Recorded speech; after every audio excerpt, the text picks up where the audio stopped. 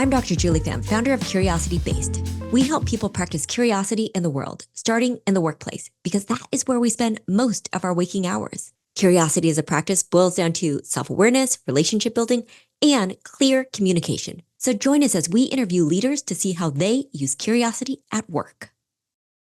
Hi, I am super excited to get to have a conversation with my dear friend, Joe Todd, who is a longtime public servant. He is currently the deputy city manager at the City of Bellevue, which is the second largest city in King County and fifth largest city in Washington State. And he is also the vice chair of the African American Commission for Washington State.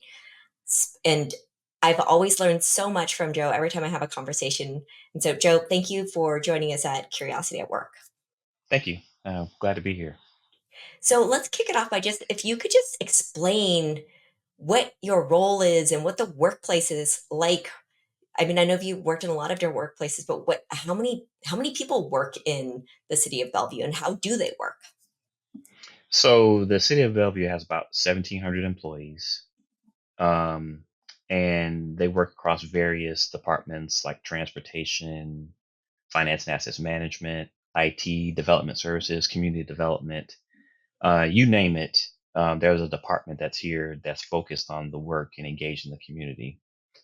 And so my role here, I'm a deputy city manager, and I am responsible for internal services. So that includes HR, IT, city clerks, the city council office, development services, and finance and asset management. And that's a large array of facilities, fleet, budget, the works. So it's been a pleasure being here so far. What I love about the city of Bellevue is that once Bellevue focuses in on a specific place they want to invest in, they knock it out of the park. And it has such a great leadership team and such a great staff that it's just been such a pleasure to be here for the last 10 months. hmm hmm And I know Bellevue is really lucky to have you. I actually went to Bellevue schools, and it's a wonderful, great place to grow up. Mhm.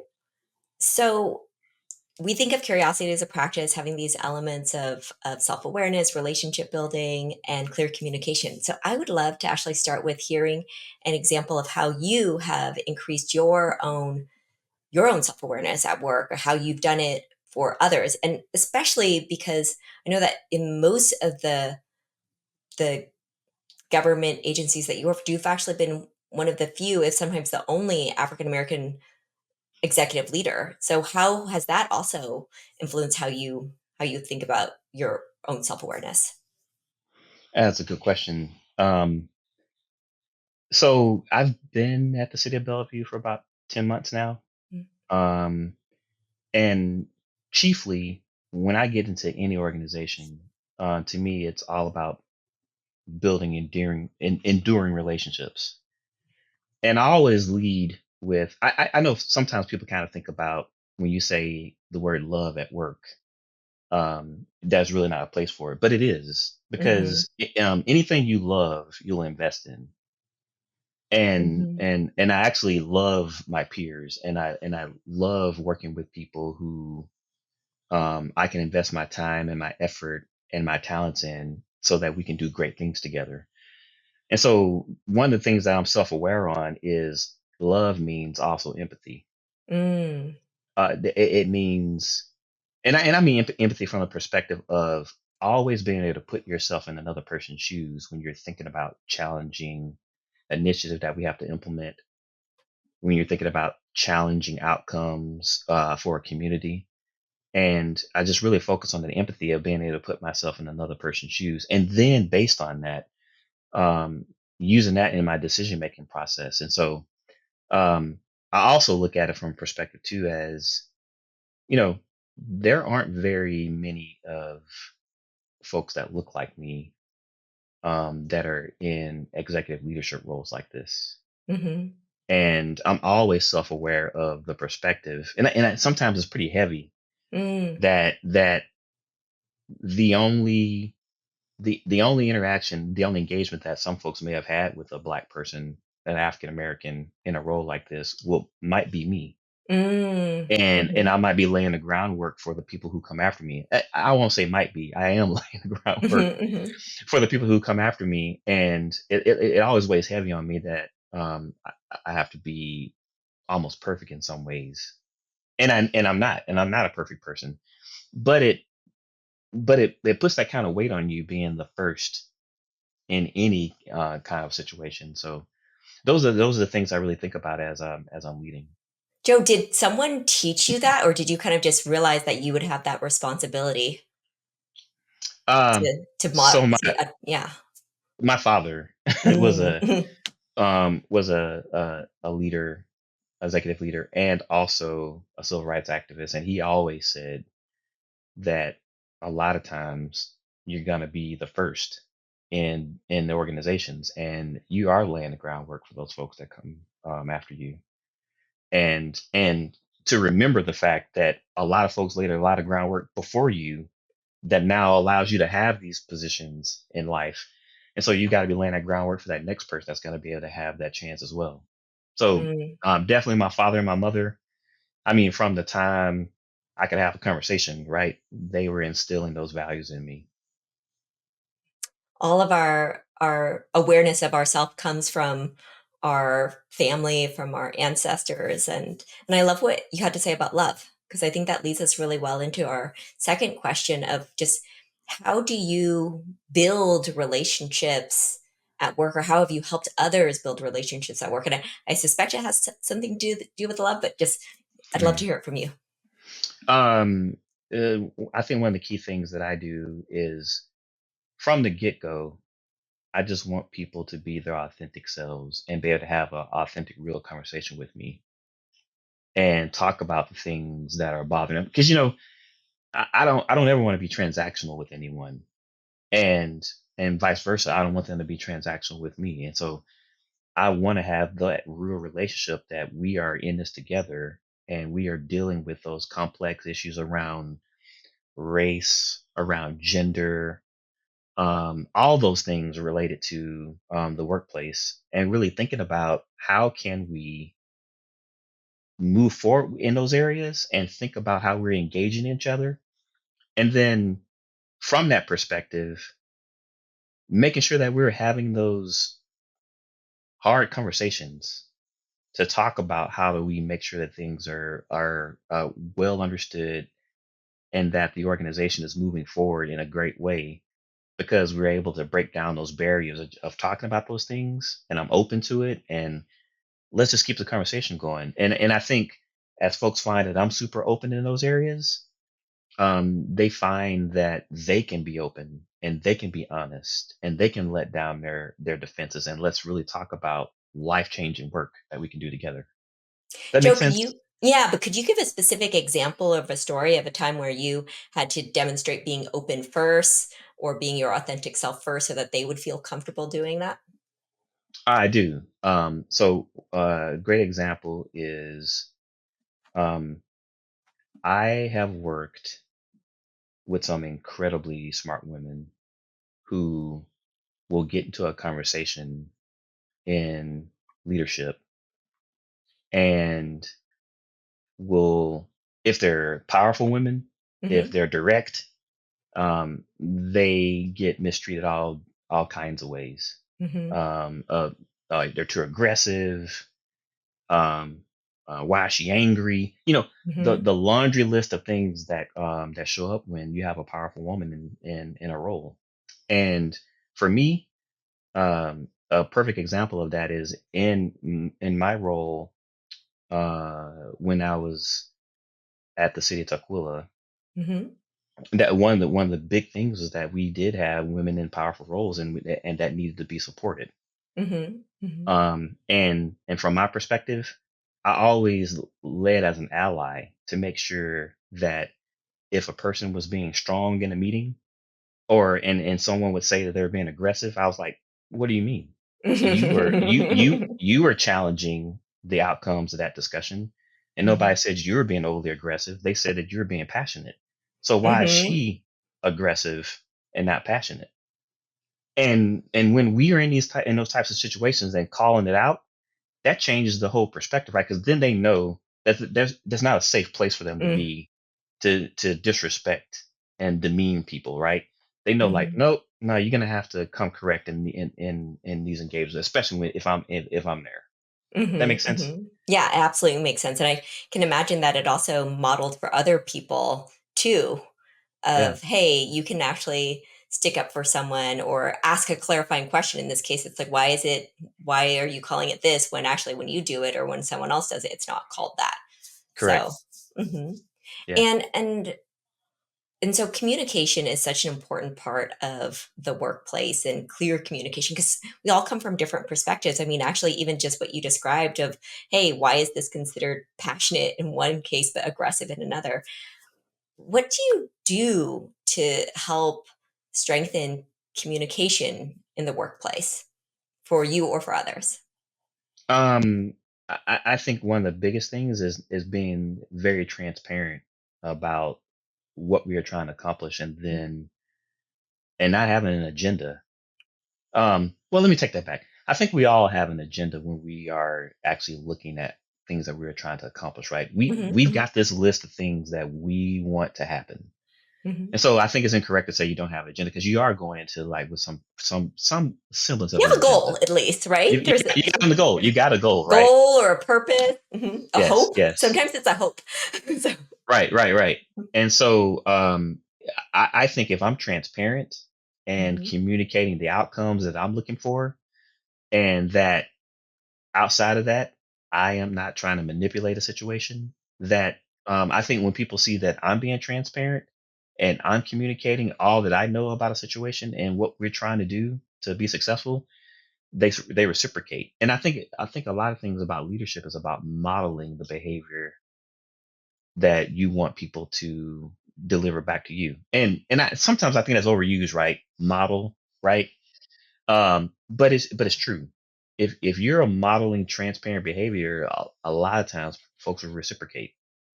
it's interesting you say transparency because I always think of government as really valuing that, and I know you've worked in different sectors. Is that is that something that you do think is indeed that transparency is more so in when you're working in the public sector versus in the private sector? Because I know you've worked there too. Well, believe it or not, one of the places where I learned to be amazingly transparent about what's really happening in your organization is Boeing.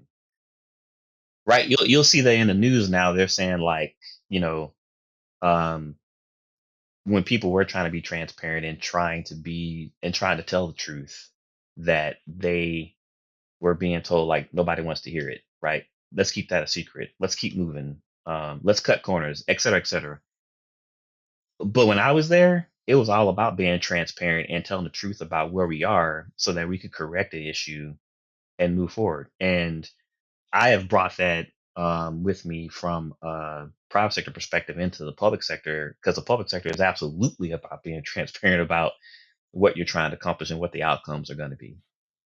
It makes me think about how we can have this goal of transparency and yet it can look different ways. And so the fact that you Hmm. learned how to do it at Boeing, and also the fact that it can change too, right? And this is Yeah, why we think of curiosity as a practice. We constantly have to work at it. We can't take it for granted. So maybe when you were at Boeing, it was that way. And yet clearly there are issues in yeah, recent years.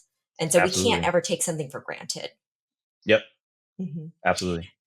So, so Joe, how would you describe curiosity for yourself, and what's a tip that you can share on inspiring curiosity at work? That's another very good question. I think curiosity is, let me tell it from this perspective. When I start in an organization, I'm very curious about why things are the way they are, and understanding the historical reasons why an initiative was implemented or why a process was put in place. Because people know from the get go, if you show up and you're all about, hey, I'm going to change stuff as soon as I walk in the door.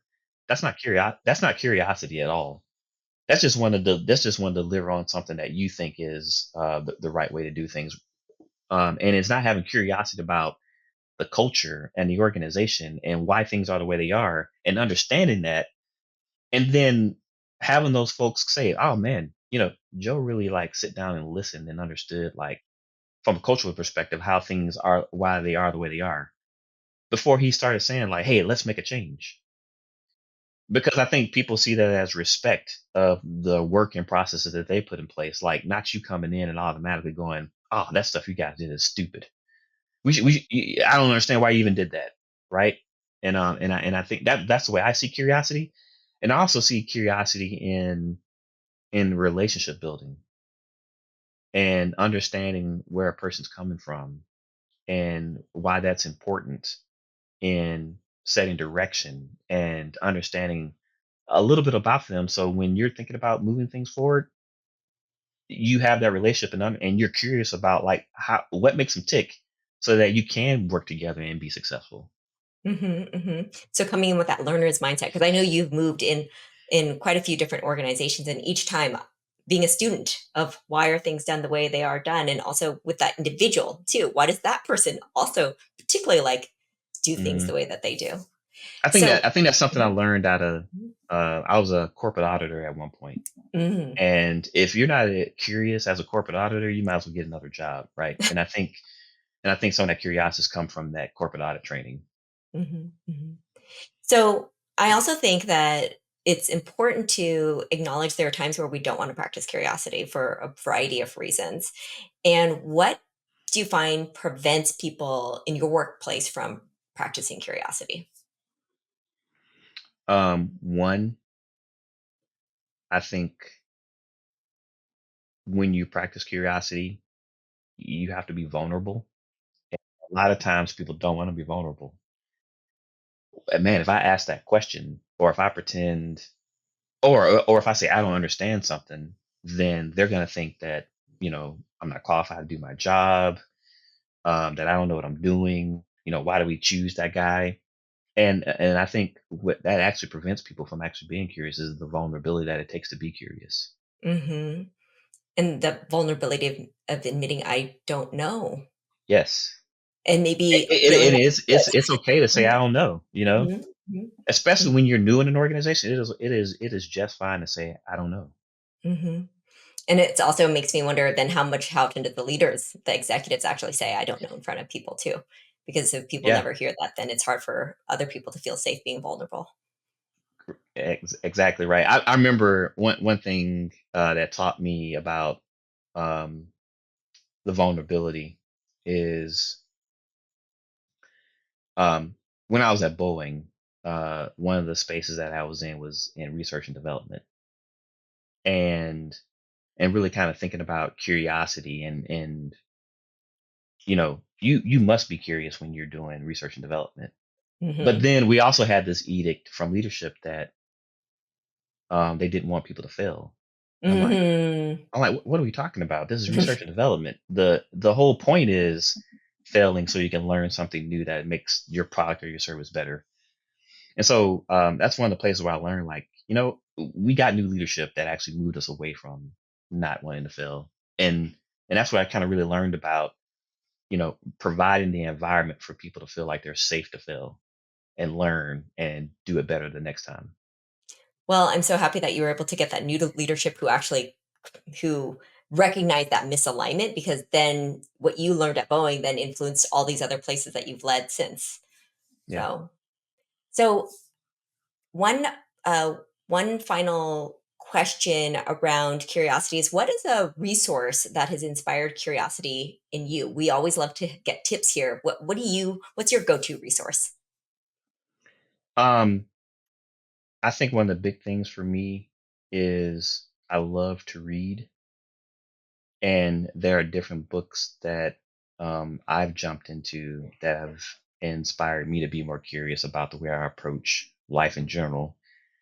Like the book 2030 is a great book. And I also have to say, your book really inspired me to change my perspectives on even how I look at relationship building. Because before I read your book, I kind of looked at things like looping somebody in an email or being on time, or we're all kind of aspects of um, just kind of individuals like some things and they don't like some things, right? But then when I started looking at it from the perspective of the book and really going like, no, uh, those people see those things as respect. And if you violate those things, it actually eats away at your relationship. So the more and more you do things that are counterproductive to what somebody thinks is respectful to them, the more and more that you get further and further apart. And so your book just really kind of opened my eyes to like the little things that you're thinking don't mean anything mean a ton to some folks. I mean to all folks, to be honest with you. Well, Joe, I did not expect that. Thank you so much for thank you, and Yeah. audience. I did not pay Joe to do that, so Uh, thank you, yeah. Joe. How can people reach out to you? For me, you can reach out to me on LinkedIn. Um, I'm always there trying to post some things that I think are can make people effective leaders and thinking about data and how data can change your perspective about life in general. So they can reach me there. They can reach me on Instagram and quite frankly, they give me a call because my phone number is actually available for people to contact me on LinkedIn. So Wow, imagine an old-fashioned phone call. old fashioned phone call goes a long way. Joe, thank you so much for your time and for your insights and these concrete tips and all your wisdom that's been honed through these different sectors and and organizations. I just really appreciate you being a guest on the Curiosity at Work podcast, and also just for your friendship over the years too. Yeah, it's been incredible knowing you and thanks for considering me when you're thinking about doing this. So I really appreciate it.